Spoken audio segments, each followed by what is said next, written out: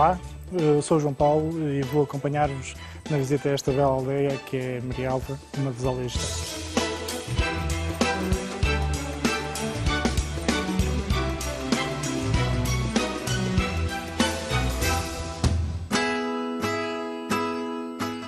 Ocupada sucessivamente por visigodos e muçulmanos, entrou em decadência à época da reconquista cristã da península, sendo tomada aos mouros por Fernando Magno em 1063, que lhe chamou Marialva. Diz a lenda que o nome de Marialva vem de uma moça árabe que tinha o nome Maria Alva. Era uma moça que estava sempre à janela e não saía à rua. Certo dia, um sapateiro, ao passar na rua, viu a moça à janela e ficou apaixonado. Pedindo em namoro a moça, a Maria Alva disse-lhe: só namoro contigo se conseguires encontrar o tamanho do sapato para o meu pé. Ficando ele pensativo, foi falar com a criada de Maria Alva. Então combinaram que, durante a noite, a funcionária de Maria Alva iria colocar farinha no corredor da casa. Ao outro dia, nas marcas apareceu um pé de cabra. Ao saber do segredo, o sapateiro ofereceu-lhe então o sapato em molde de pé de cabra. Maria Alva, após saber que o seu segredo foi revelado, atirou-se de a torre abaixo. No século XII, Dom Afonso Henriques encontrou este lugar despovoado na sequência das lutas da Reconquista, concedeu-lhe o seu primeiro foral e iniciou a construção do seu castelo. Já na transição para o século XIII, Dom Sancho I prossegue as obras de edificação do castelo e promove o povoamento da região. Vamos entrar agora dentro do espaço amuralhado onde cresceu e se desenvolveu a Vila Medieval de Marialva.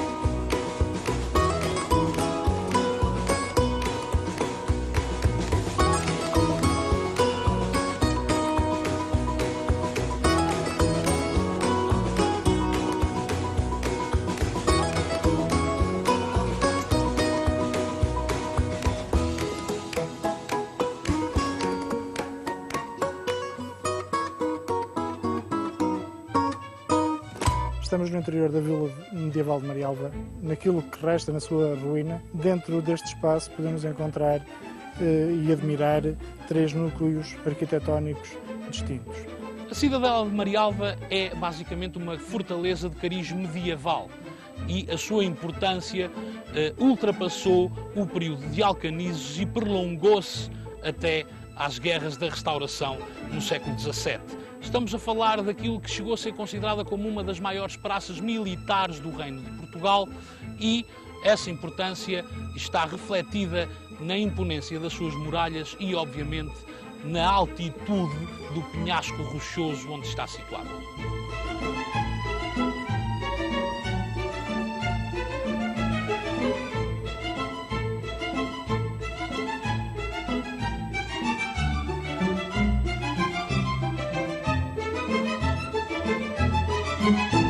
O centro administrativo da Fortaleza de Marialva é composto pela Casa da Câmara, Casa dos Magistrados, pela Cisterna e pelo Pelourinho, todos eles concentrados na chamada Praça Principal da Cidadela.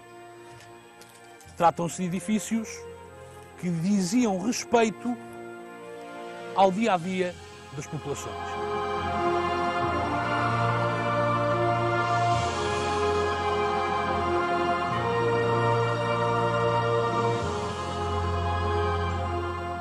Aquilo que chamamos o núcleo religioso no interior da Cidadela de Marialva é constituído por uma igreja e uma capela. A igreja de Santiago, que ainda hoje é a igreja do patrono de Marialva e por isso mesmo a igreja matriz que ainda é usada pela população. A igreja de Santiago, que possui um altar barroco do século XVIII, conhecido como Barroco Nacional, mas com a particularidade de nunca ter-lhe sido aplicada a folha de ouro.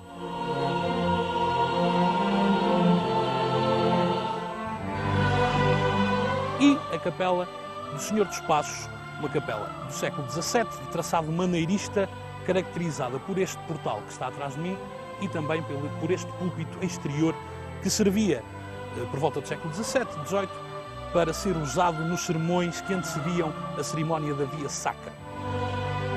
É este conjunto de edificações em ruína, o elo misterioso que as liga à memória presente dos que vieram aqui, que subitamente comove o viajante e aperta a garganta e faz subir lágrimas aos olhos.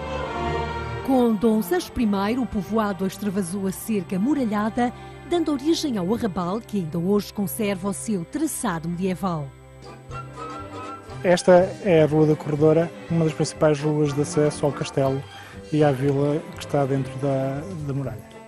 Serviu como um eixo de crescimento da própria vila extramuros, principalmente a partir do século XV e XVI, e ao longo da qual se foram construindo todas estas casas que hoje ainda aqui encontramos. Muitas delas denotam ainda alguns traços arquitetónicos que podemos associar ao estilo manuelino e, portanto, os balcões também típicos e característicos das casas aqui da zona da Beira. E hoje ainda se mantém aqui uma série de construções e de edifícios que nos reportam para esse período.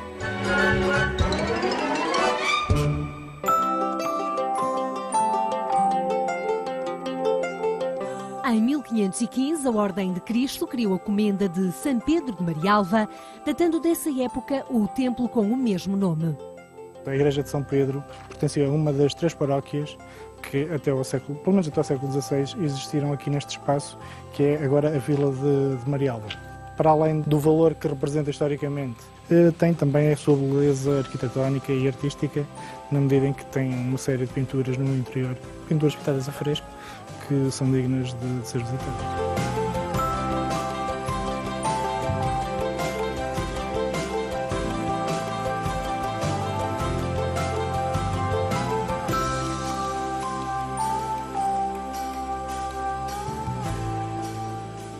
Este é mais um dos edifícios emblemáticos aqui de Marialva. Trata-se de uma casa de habitação que, pela sua grandiosidade, pela sua dimensão, pelas suas características, denota ser um edifício pertencente a uma família de destaque e que a tradição costuma atribuir como sendo a casa do Marquês de Marialva.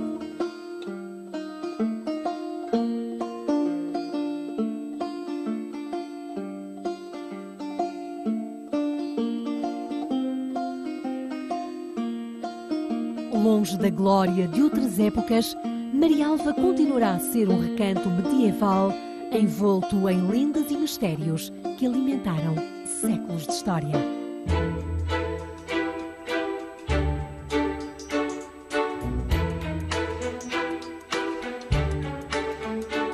Eu sou a Teresa, sou natural de Castelo Rodrigo, trabalho no posto de turismo e venho-vos mostrar a minha aldeia, a mais bela das aldeias históricas de Portugal.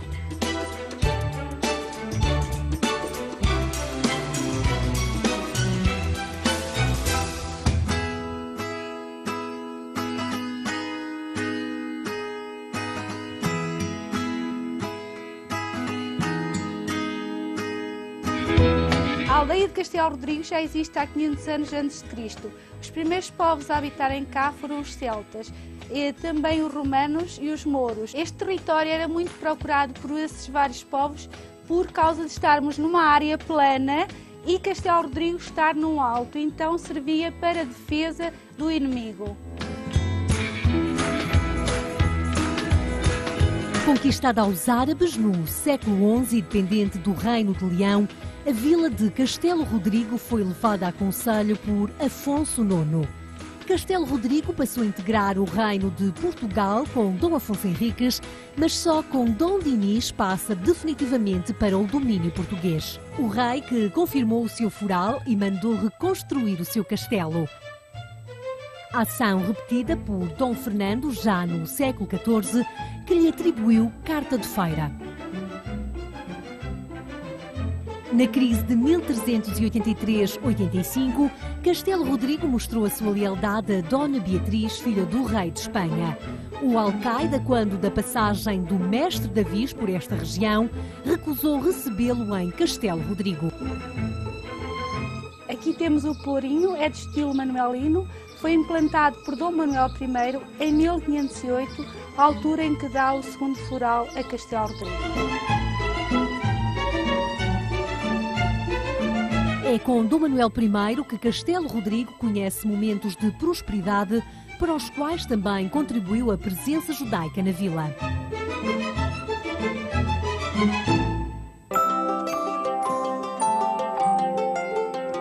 Nós estivemos aqui a viver uma comuna judaica medieval aqui em Castelo Rodrigo, portanto, desde o tempo de Dom Dinis até o tempo de Dom Manuel. E na altura de Dom Manuel, portanto, os judeus foram se espalhando aqui pela aldeia de Castelo Rodrigo, onde se podem encontrar em várias casas vários vestígios dos judeus, como por exemplo as cruzes, portanto, algumas inscrições hebraicas também.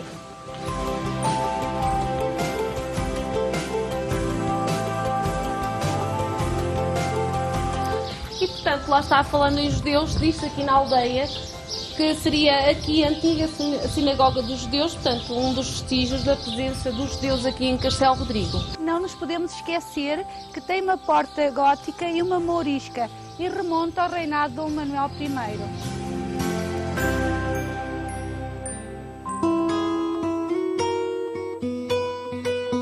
Temos aqui esta casa que tem as janelas com estas pedras, com inscrições hebraicas, que também representa a passagem dos judeus por Castelo Rodrigo.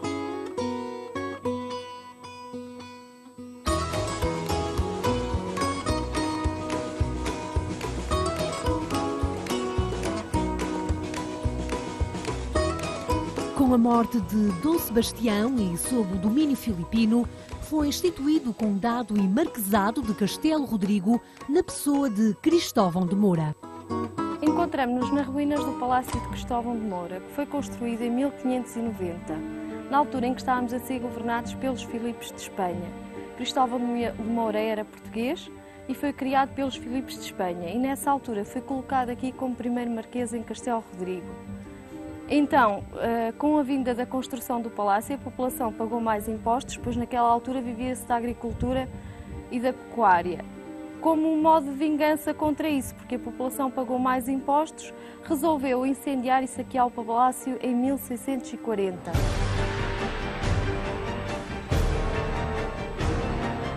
Em 1664, deu-se o cerco a Castelo Rodrigo com o Duque de Osuna, numa tentativa de reconquista por parte dos espanhóis, que ficou conhecida como Batalha da Salgadela.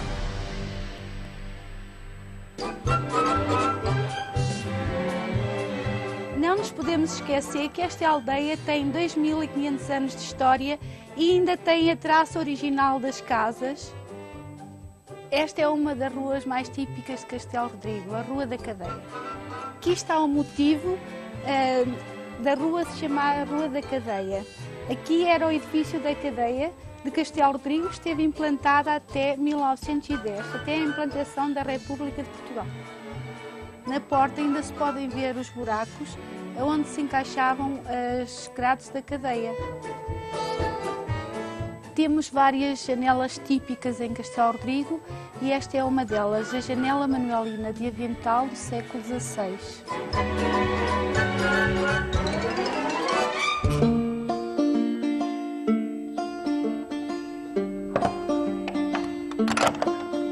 Castelo Rodrigo fazia parte da rota dos caminhos de Santiago e esta igreja é a prova disso.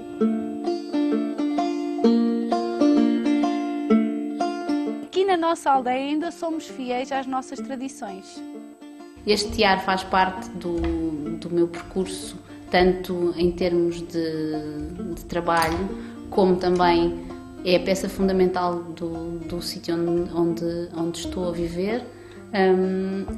Acho que é uma técnica ancestral que está a perder-se e eu tento dar o meu contributo revitalizando um bocadinho desta técnica, embora com algumas ideias contemporâneas.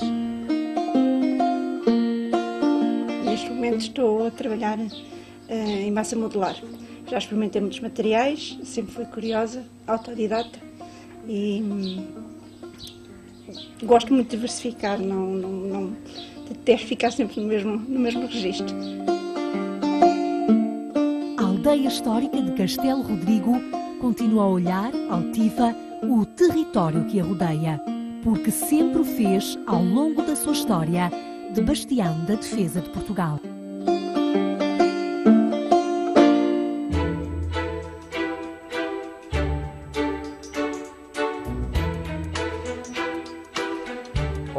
Eu sou o Paulo, vivo e trabalho na Vila da Almeida e nós estamos aqui precisamente na Porta de São Francisco, que é a principal porta de entrada na vila. E é aqui que vamos começar a nossa visita.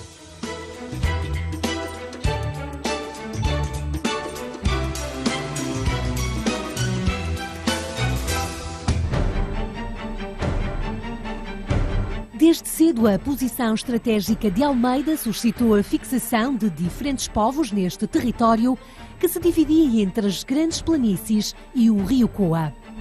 Situada junto da fronteira entre Portugal e Espanha, Almeida transformou-se numa importante praça de guerra e cenário de prolongados cercos.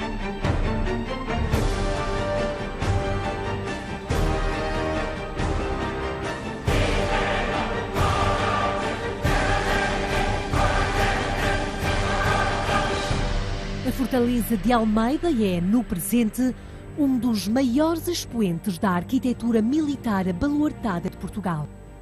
Este é um troço do caminho da ronda da Fortaleza de Almeida, que é composta por 12 pontas, 6 baluartes e 6 revelins, dispostos em estrela. Daí lhe chamarem a estrela de pedra, ou seja, porque vista do ar assemelha-se a uma estrela. Isto faz parte da arquitetura, de uma tipologia de arquitetura abaluartada que foi iniciada a sua construção no século XVII em Portugal.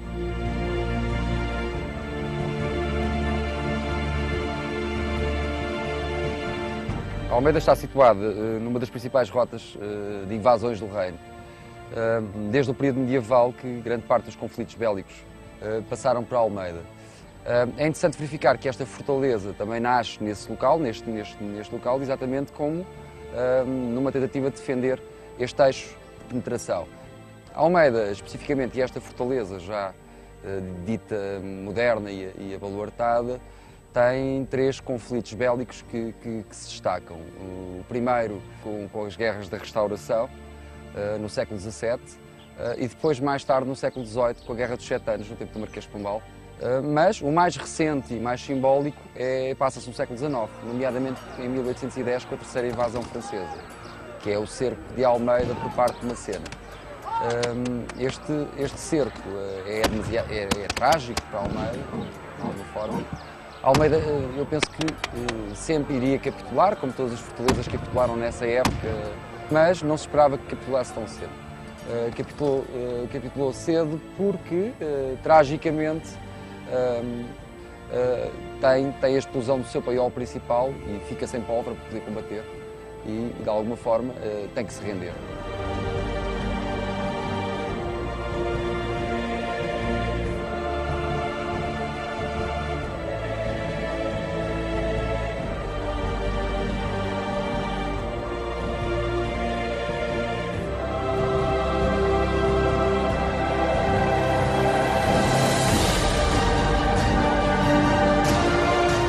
Estamos na Praça Alta, um local importante na arquitetura militar de Almeida. Simbolicamente se encontra aqui a placa evocativa da morte de John Beresford. Quem era John Beresford? John Beresford era sobrinho do general Beresford. Ao ser ferido de morte no cerco de Cidade de Rodrigues em janeiro de 1812, foi transportado para o Hospital Militar de Almeida. E no caminho, o seu sargento português dizia-lhe: alma meu tenente, alma até Almeida, numa forma de lhe dar ânimo. Ele acabou por falecer e o seu tio mandou colocar esta lápide neste local, evocando a sua morte. A Praça de Almeida tinha regimento de cavalaria, era o regimento de cavalaria 11. E ainda hoje se pode ouvir em Almeida o som dos cavalos pela sua calçada.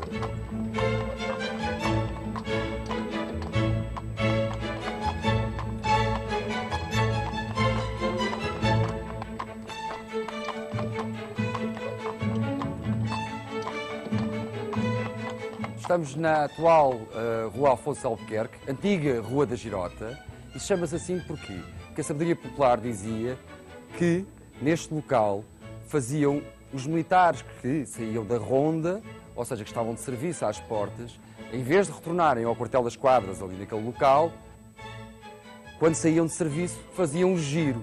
E este local tinha bastantes tabernas e faziam um giro na Rua da Girota. agora vamos conhecer uma das casas mais antigas de Almeida, a Casa do Pátio da Ginginha.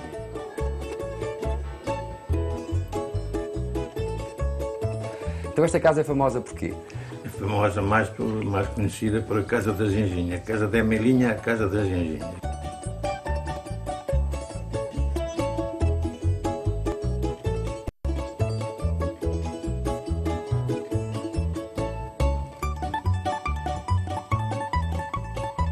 Este é o próprio licor que da uva foi procedido e faz perder o sentido ao maior grande diretório. É deste ou de outro que se consagra o Senhor e a Vinha Sagrada. Vou ver esta pinga à saúde da companhia oral. Grava lá isto também.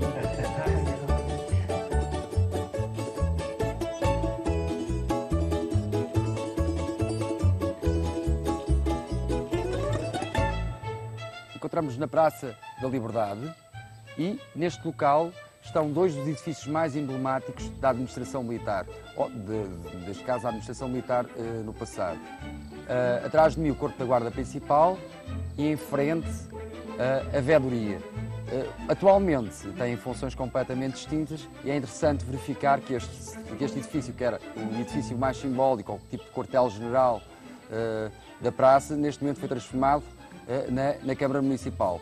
E a administração militar no Palácio da Justiça ao Tribunal. Mais abaixo existe ainda o edifício da antiga Câmara Municipal. E neste local havia aqui dois poderes sobrepostos no passado, o poder civil e o poder militar. É também supostamente aqui que existiria o famoso pelourinho, que simbolizava o poder municipal e civil. E este, segundo reza a sabedoria popular, foi abatido ou mandado destruir pelos próprios militares, ou seja, quer dizer que existia uma conflitualidade entre o poder civil e o poder militar na administração da Praça da Almeida.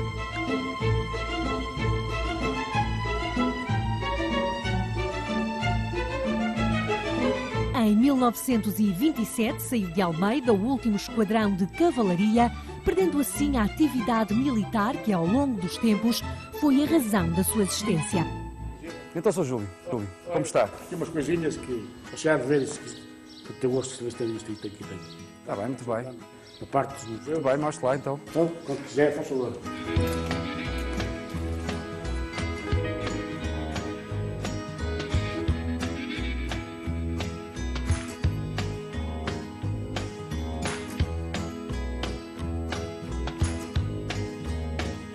Então, Sr. Júlio, que peça é que devemos mostrar? Mostre lá então. Olha, esta peça encontrei lá fora das muralhas e suponho que seja uma daquelas peças de onde os presos levavam de rastros aos pés.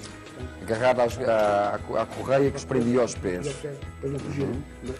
Esta também foi da África, mas não é antiga. Mas também é daquelas de canhão. Isto é de vir ao sal. Compravam um sal, punham o sal. Para as invasões francesas, que é este tacho. Se por uma maneira que isto está. Um tacho da marmita, um tacho em que os soldados aqueciam a sua ração, não é? Essa foi a ração de combate.